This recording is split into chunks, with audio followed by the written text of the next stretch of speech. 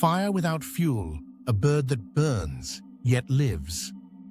Ash that remembers.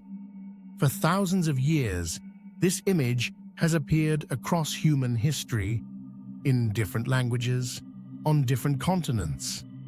It repeats, not merely as a myth, but as a symbol carrying meaning. And so the question lingers, was the phoenix ever real?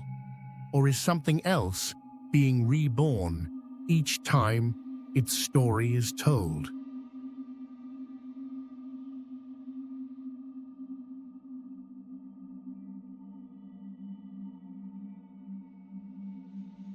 The legend of the phoenix is among the oldest symbolic narratives known to humanity. Versions of it appear in ancient Egypt, Greece, Rome, Persia, China, and later in Christian and medieval traditions.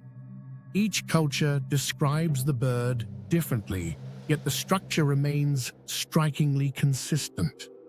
It is solitary, radiant, associated with the sun, long-lived, cyclical. At the end of its life, it does not simply die, it transforms. The earliest known form of the phoenix comes from ancient Egypt. There, it was known as the Bennu. The Bennu was not a fantastical creature in the modern sense. It was a sacred symbol, closely associated with the sun god Ra and with the cyclical flooding of the Nile. The Bennu represented renewal, continuity, and the recurring order of time itself.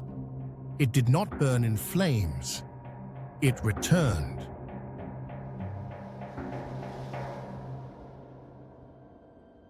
When Greek travelers encountered Egyptian traditions, they translated and adapted them.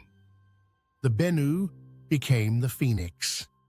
Greek historians such as Herodotus wrote about the bird cautiously, repeating what they had been told rather than claiming first-hand knowledge.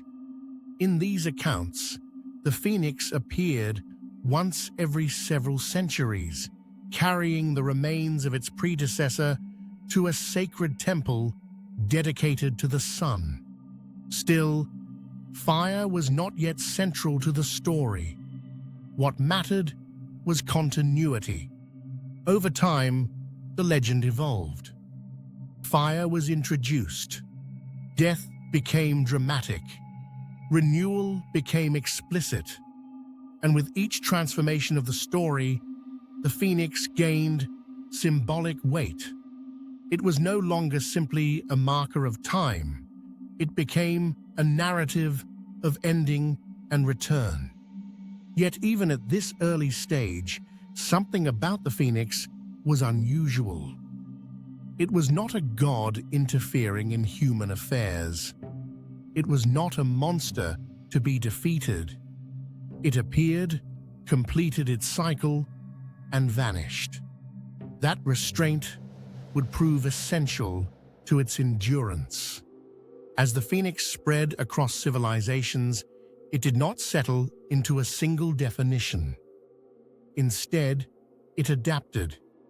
And that raises a question: why would cultures with limited contact develop such similar symbols, all centered on cyclical renewal? In Rome, the phoenix became a political emblem.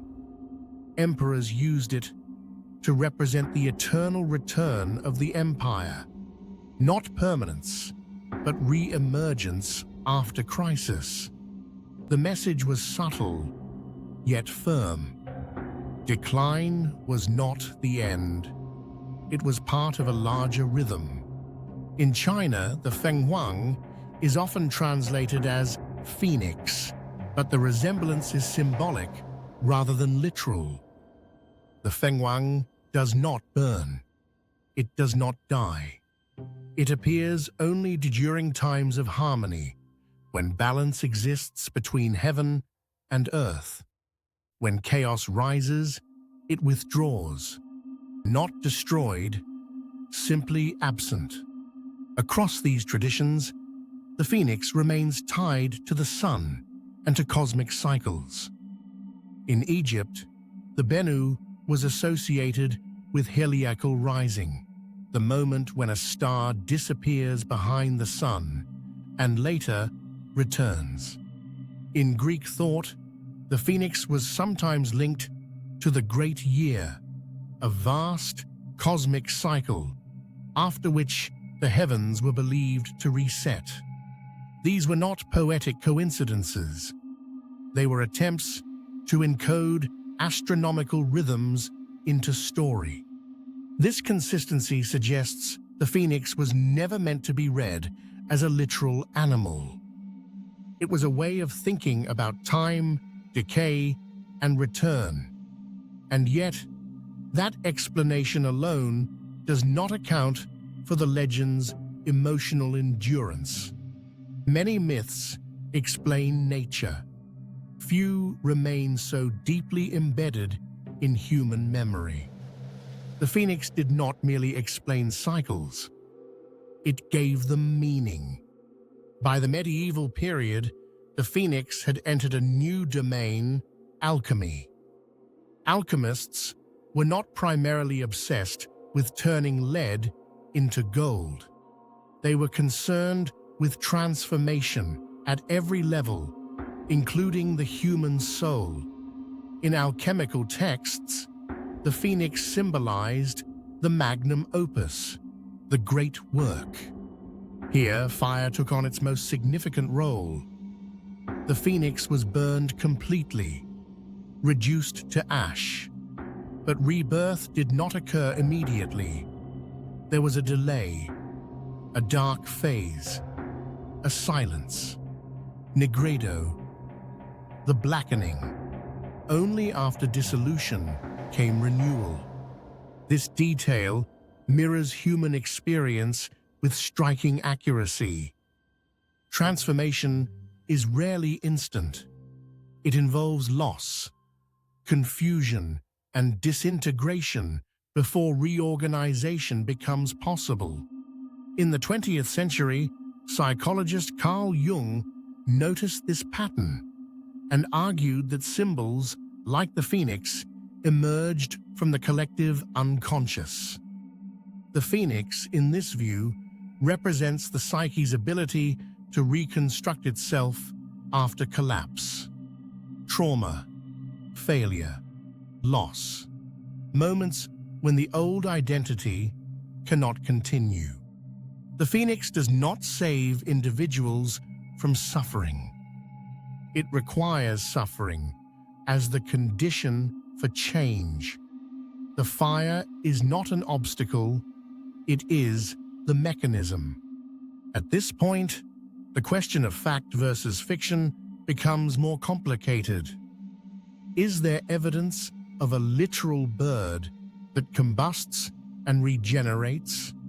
No. Attempts to explain the phoenix as a misunderstood animal or a solar phenomenon fall short. They explain appearance, not persistence. The phoenix endured because it mapped onto a truth humans repeatedly encounter. Transformation is unavoidable and renewal is costly. Viewed historically, the phoenix aligns closely with the rise and fall of civilizations. Societies grow, they stabilize, they overextend, they fracture, they collapse, and from their remains, something else emerges. Not identical, not pure, but informed by what came before. The Roman Empire fell, yet Roman law persisted. Ancient Egypt vanished, but its mathematics and architecture shaped later cultures. Even belief systems follow this pattern.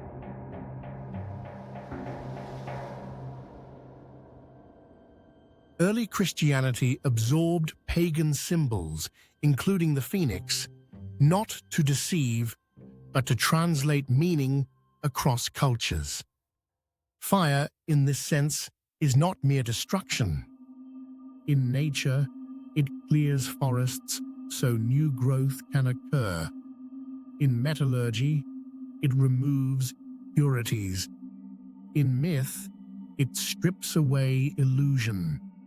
The phoenix insists that continuity does not require preservation of form, only preservation of essence.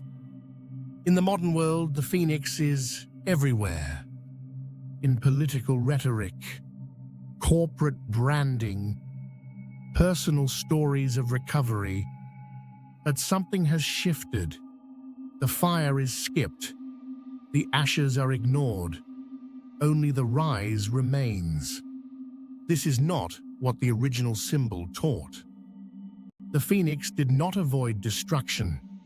It prepared for it. It built its nest, knowing it would burn. Resilience was never endless endurance. It was the willingness to let an outdated form end.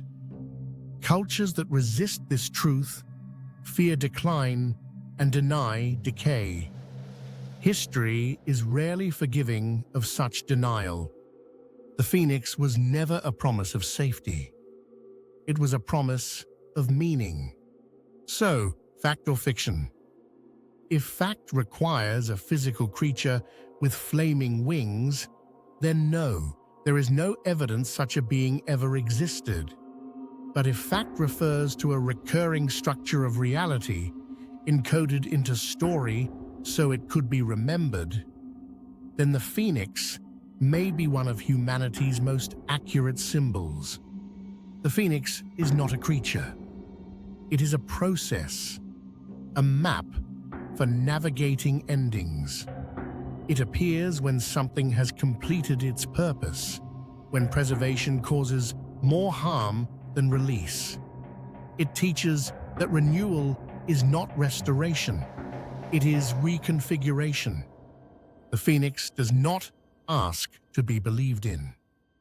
It asks to be recognized in ruins, in transitions, in moments when something familiar must end so something truer can begin. Ash is not the opposite of life. It is evidence that life was here and that it may return in another form.